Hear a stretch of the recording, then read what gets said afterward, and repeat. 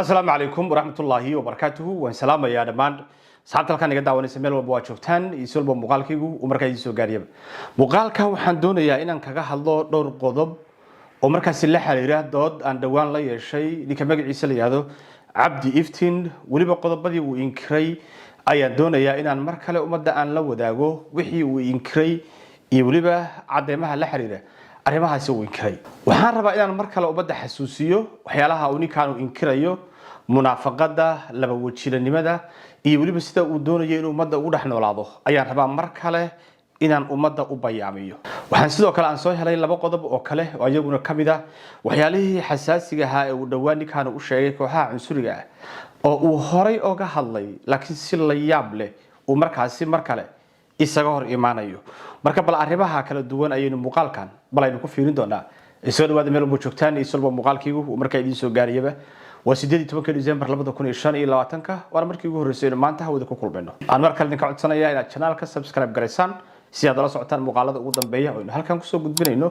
maalin walba iyo waliba goor walba aad ayaad u mahadsantihiin ku baro quraanka hab online adigoo jooga gurigaada ama goobtaada shaqada hadaba Markaz Al Huda Center waa markaz ku caan baxay barista quraanka kariimka waliba hab online hadaba markazka waxa kugu diyaara maadooyinka ay kamid yihiin barashada aqoonta barashada xifdiga quraanka kariimka iyo sidoo kale barashada higaada iyadoo lagaga dhisi doono barashada higaada muddo 8 bilood ah hadaba markazku waxa uu qaadanayaa arday cusub hadda iska diiwaan gali oo ka faa'iideysa fursadan qaaliga wixii faahfaahin nagala soo xiriir nambarada hoos ku xusan inta aan qodobada u galinin ayaa waxaan doonayaa inaan idin sheego platformkii aynu ku doodeynay platform anigu aan leeyahay ma ahan waa platform niman odayaal ah ay markaas mas'uul ka ahaayeen ayaga su'aalaha qaybinayay maysan ahayn meel aniga asagu aynu waxaynu doonays oran karno iyo arrimahaasi marka waxaan ku qasbanaa inaan raaco nidaamka dadka maamulka ee hogaaminaya programka ay markaas doonayaan in loo wajaho arrintaani taasana waxay sababtay inaan cadeymihii aan watay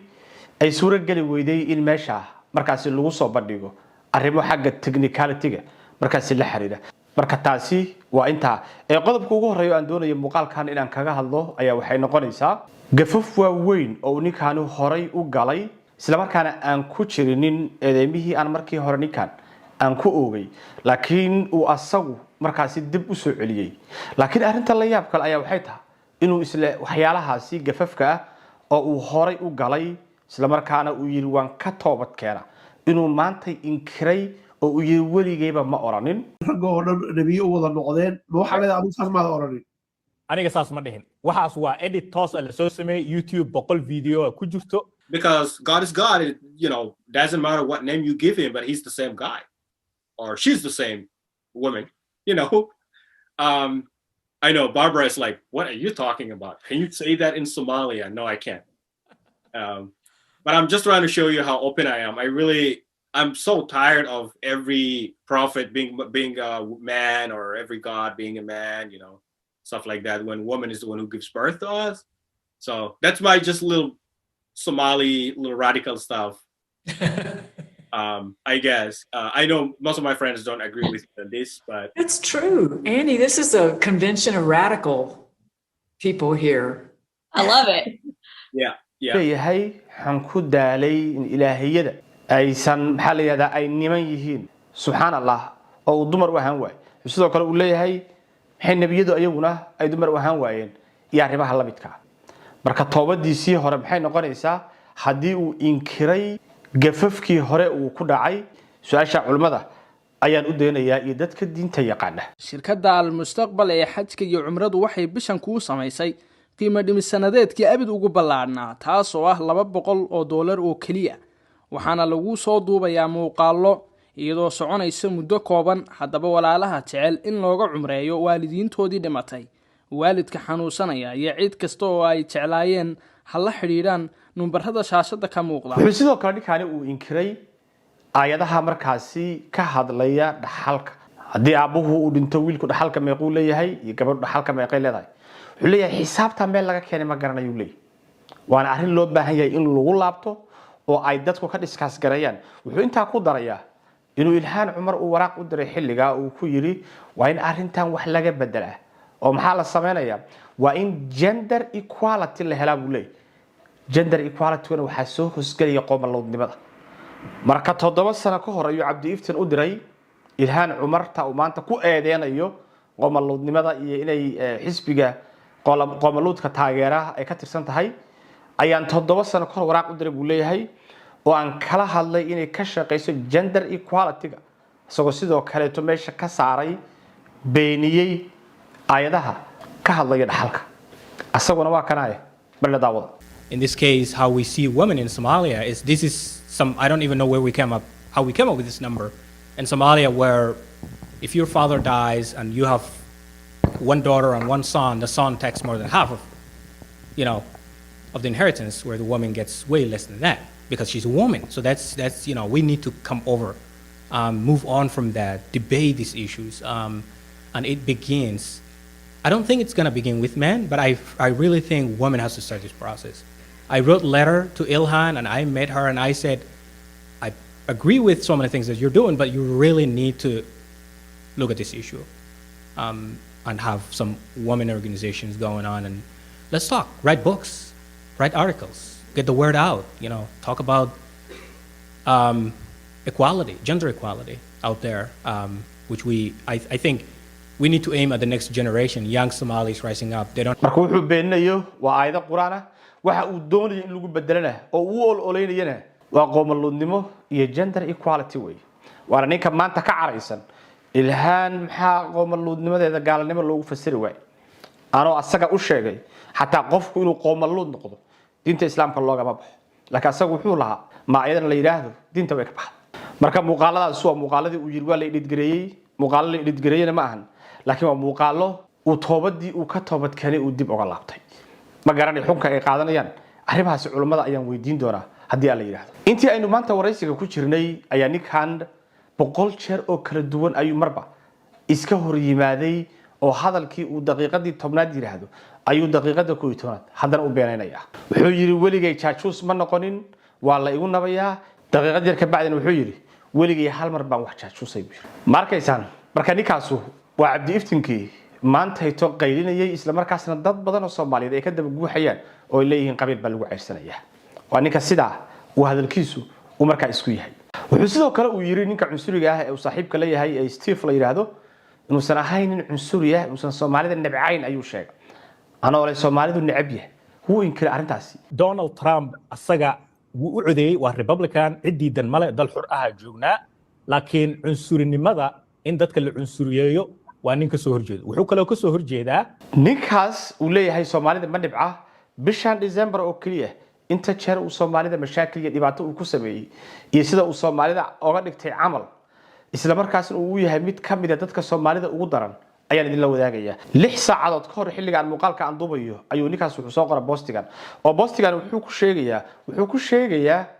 in Ilhaan Cumar oo dhawaan hadashay oo tiri Soomaalidu dhaqaatiir iyo aqoon-yahano ayaa ku jira ayuu challenge gareynaya wuxuu leeyahay Dr. Cabdullaahi ninka la yiraahdo ee Soomaaliga ah oo ka mid ah dadka uu asaga iyo Cabdi Iftiin bay ku eedeynayaan inay lacag boobeen oo ilaa haddana aan cadeyn loo hayn maxkamadda aan la soo taagin kana mid ah dadka gobolkaasi Maine ku dhaqan dhakhtar ma aha buu leeyahay shahaadana ma haysto meel uu dhakhtar ka qaatana ma naqaano marka inuu ninkaas u dhakhtar yahay ayuu diiday yahay waa nin la yaqaano jaamacada ka baxay professional ah cid walba ay taqaano inuu xataa shahaado haysto ayuu xaqiraya haddii aysan arrintaas nacayb ahayn cunsuriyad ahayn arrintaas maxaa lagu fasiri karaya adinkaan idin deenaya 15 bishan aynu ku jirnay December ayuu sidoo kale wuxuu website-kiisa uu ku soo share gareeyay isla qoraal kale uu ku maagayo Soomaalida gobolka Maine degan isla markaasna uu musuqmaasuq uu ku sheegayo asaga website-ka ka shaqeeyo qoray isla asagii ayaana soo share garanaya oo barta X-ka markaas ku soo share garanaya hoos markii aad u socoto 12 December markaad aragto isla Cabdullaahi ilkii ahaa ayuu asaguna haystaa hoos markaad u sii socoto 10 December markaad fiiriso wuxuu leeyahay madaxweynaha dalka Mareykanka Donald Trump waa inuu shidaalka Soomaaliyeed ee khayraadka ah dhulka ku jira uu xoog uu kula soo baxay uu qaataa oo lacagtaas ay markaasi ay noqoto midii ay Soomaalidu ay boobeen waa in midaas lagu bixiyaa midii ay Soomaalidu ay boobeen marka khayraadka cayriinka ee Soomaaliya ku jira ayuu wuxuu ninkan Trump u sheegayaa in lacagtu ay Soomaalidu ay qaateen laga jaro shidaalka Soomaaliya la qabsado ayuu faraya ninka weynika uu leeyahay cunsuri ma aha Soomaaliya iyo Soomaalidana ma dhibca hoos markayna u sii soconno xataa marka aad fiirsaan December 7deedii aniga ayuu i haystaa oo muxuu leeyahay Xuseen Jaamac iyo Cabdi Iftiin wuxuu ugu hanjabay buu leeyahay inuu dilo mana Cabdi Iftiin ugu hanjabay inuu dilo arkaysaa waxaan hubaa haddaan waxbaan dilaya aan oran lahaa iyo dil aan ka hadli lahaa codkayga la fasiraha meelaha la geyn karo bal la geyn lahaa laakiin aniga aan ba ahaynba qof bini aadam ah la dilo dadka yiraahdo Ilaahay baan ka magan gal marka waa ninkaas la Xuseen baa yiri Cabdi Iftiin hal la dilo waa ninka faafinaya وانا هذا الكي عبد إفتين مالمها ورجيني واللي هنشبي أسقي عبد إفتين وحني كأوشيو كاسا درايف جرايا وحلا وحنا كأوشيو عبد إفتينا أيضا في صوماليا أيضا في إنجليز به أي ملها كشيء نكاسا فروة ما قد حركة كلا دحي وحويه ضد حلا نكاس أن لا يشيء وكبه هذا بريد صومالي تي في يمر عند الشوبة هل سؤال أو نكاس أن ويديه كما أسن جوابين هل سؤال أنا جي ويدينا إن أنا كجوابي ويا ما يسند سؤال بيجي مسون ويدين ما حد قال إلا هذا ما حد قال إلا هذا بكرة ما هو هذا كفري نك إلهي عاي وقالوا بيا نك أنبياء عاي وقالوا بيا نك عايدها قرآن كبيني وقالوا بيا أنت سبحان الله توبة دين واتكلم مركب قف وقالوا بكرة حتى أسقون وجب وقالوا بكرة لكن وحلو بهيه قف مركب غلط كله ده وينو خلابته كتوبة كانوا نركز حاجة على سين وحما على سيو قف أروق ما على سين كاو لكن نك تسوء استعجير هذا إلهي متشرو أما قف غير هذا إلهي بحساس وهو تدمع وقالوا بيا ما مسألة دبيت بلا ما تعيد سانك الله وحنا كلا ربنا ندين شغل بحيس وقال الحسين وقد عرسني بدو عرسني بليل so do you think إذا أقصله نك إلهي عايي كان بيد عاية كعايدها بيننا نك عنصري جل صعدة ومدنا بنتك الشيء جاية تشاتشوس كلا هالليا يعني لا قصة ترتبيها ما أنا مرافق معه